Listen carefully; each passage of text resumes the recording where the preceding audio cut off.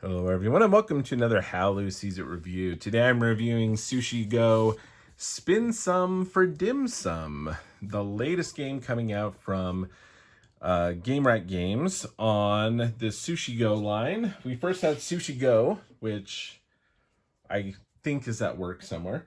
Then they came out with Sushi Go Party, which was excellent because we had a lot more options. Just such a great card drafting game. Very simple, lots and lots of fun. Love Sushi Go Party. Then they came out with Sushi Roll. You got to have a dice version, right? All right, let's have something really popular. Created dice version. This was really fun. We had the little conveyor belts, and we're moving around. You have ability to re-roll some of the dice. Again, trying to collect certain sets of dice each round and getting points from that. Really clever dice version of that. Also an excellent game. And now we have Spin Some for Dim Sum. Let's go ahead and show you what comes in the box. This is for 2 to 6 players. Says takes about 20 minutes. As it says, you spin, pick, and score. Again, wonderful fun artwork with the cute little sushi and cute little smiley faces here.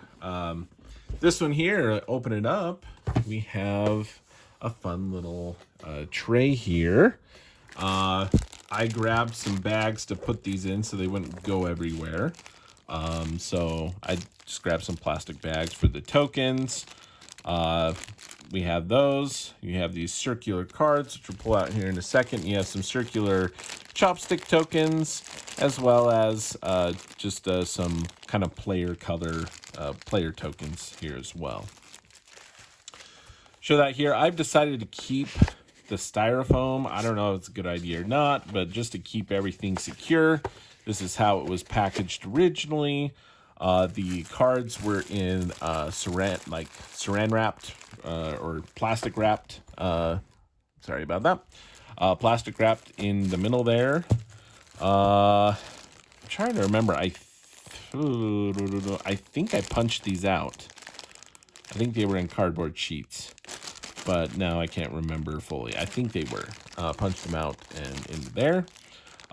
Pretty standard little cardboard tokens. The cards being circular are a little bit unique, right? In that aspect. Don't deal with a ton of circular cards. Shuffling these, they don't have quite as much bend. You don't have as much surface area, but I can still do the bridge shuffle with those. I usually have to split the deck in half though. Can't really do the whole deck is a bit much. I can't really get bend on it. So, but you are able to shuffle them if we get them into, and maybe you can, but I have to go a little bit smaller to do the bridge shuffle, but still shuffleable. Normal Game Right quality cards here. They're just round. Oop. And so you have those there. You have the tokens, and you have the cute little squish. Oh, it's so cute and fun, and the kids, even to the detriment of their winning the game and the gameplay right, they always want to get the little squishy. So we'll show you how that here and how that works. Really it represents and is just a token. We have an insert here for our little turntable. It fits down in there. There's a non-slip grip on the bottom of this plastic piece here that will rest into the bottom of this. This you'll see here has kind of this plastic star piece that, honestly looks like it was, I don't know how they manufactured it. You see some they milled that out on the bottom or something. Initially I was thinking, oh, did they 3D print this? Or oh, I think they manufactured this and then they had something come in and smooth that out. Anyway, I digress. Sorry, I'm an engineer. So you get that in there. Stores nicely in there. You got the little insert. You have some menus here, which are going to be your kind of reference cards, giant reference cards for all the players. You also have your instruction booklet. And you can definitely put this back in so that you don't have to pull it out each time. I just wanted to do it so that I could see the little squishy still.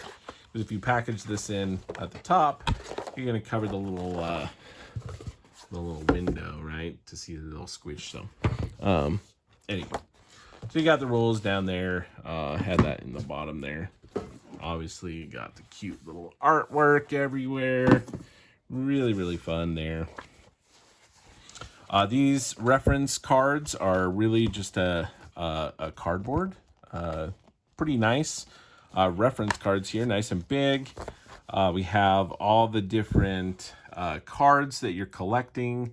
Again, very reminiscent of that Sushi Go line, right, where we're collecting different things. You have some that are just pure points.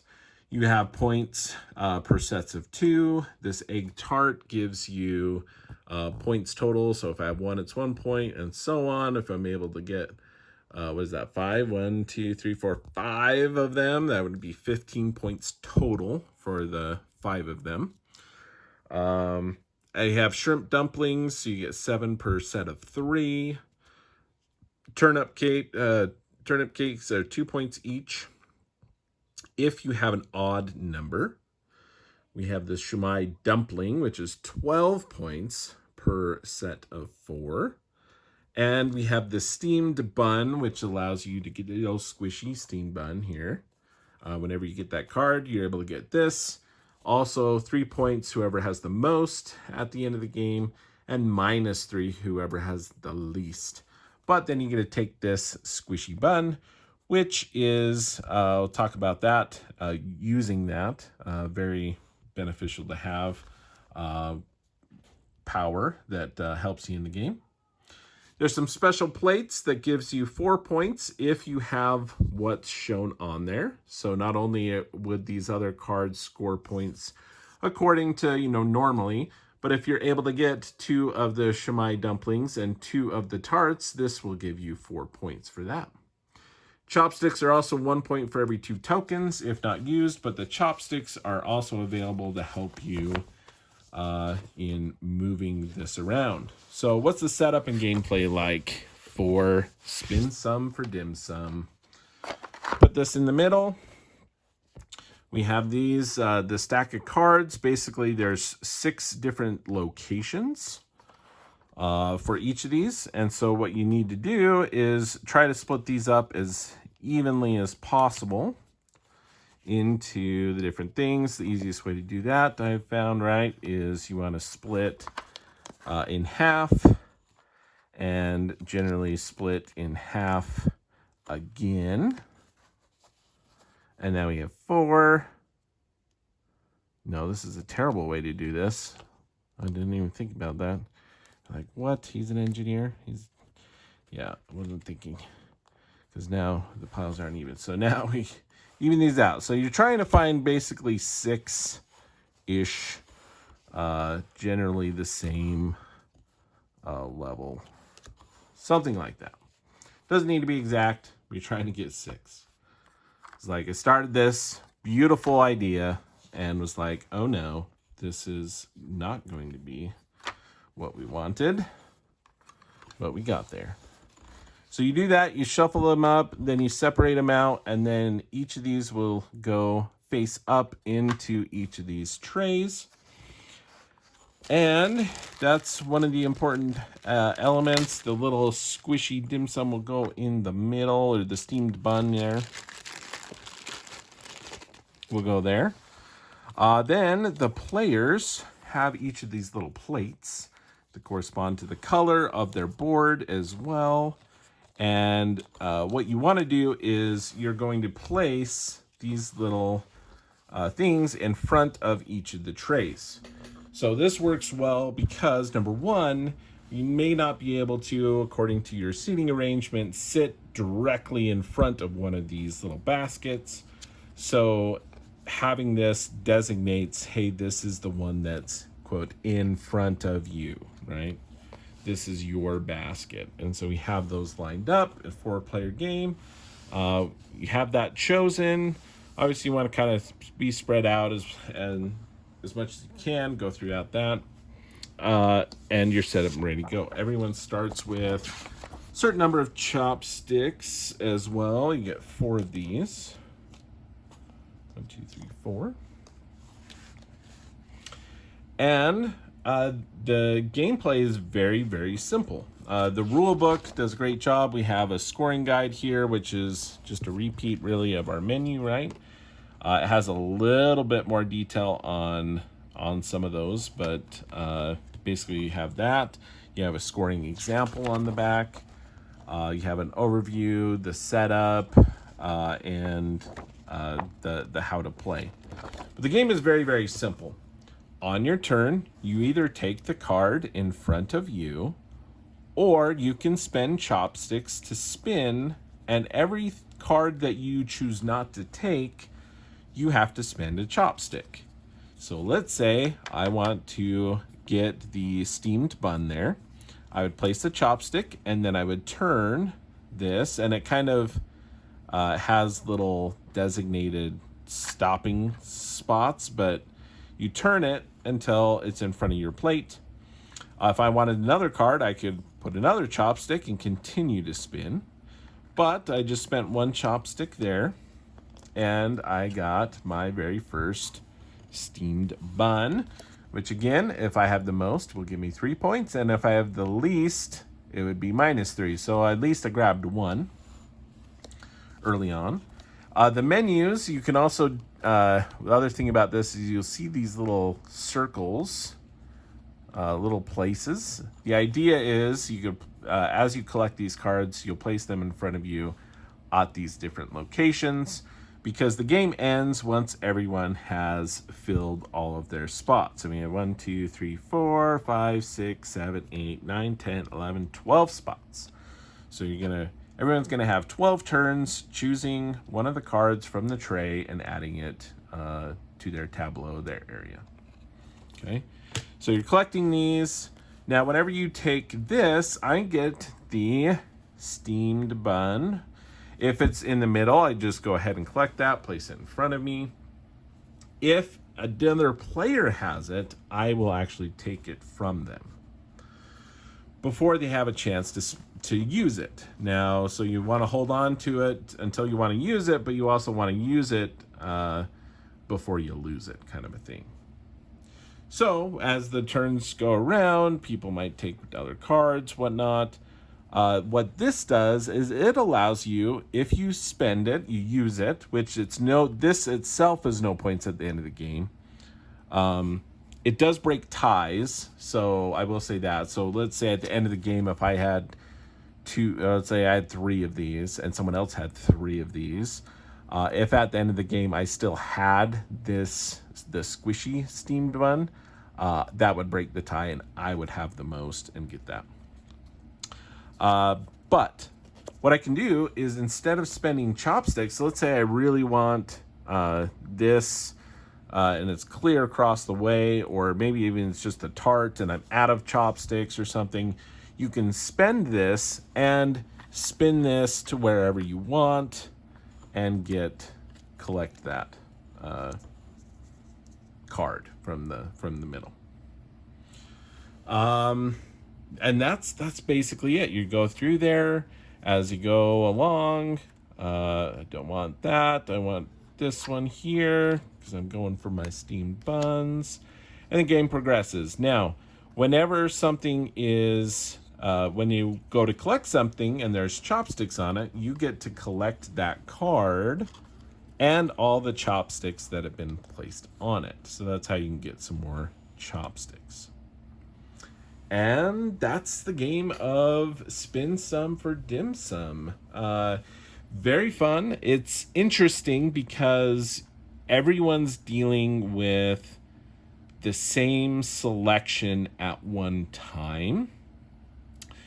And sometimes the selection isn't really great when it gets to you. Other times, like, yeah, you take something and then all of a sudden it's like exactly what another person needs, or you don't want any of these, but you end up taking a card and it's another one that you want, or you were looking for something specific. Oh, I really needed another one of those, but I just drew this. Now someone else has a potential to get it all the way over, but it's changing constantly. So there's a lot more variability, I feel like, in the sets. The bonus, or like the special plates, are kind of interesting because they are possibilities for points for different things that you're getting, collecting already. But obviously, if you don't have any of those are kind of like dead cards to you. You're like, I really don't want that. I hope someone takes it. So yeah, it's fun. Dude, where would it rank compared to Sushi Go Party and Sushi Roll? Now, I've only played this a few times, so this is kind of initial reactions to this one.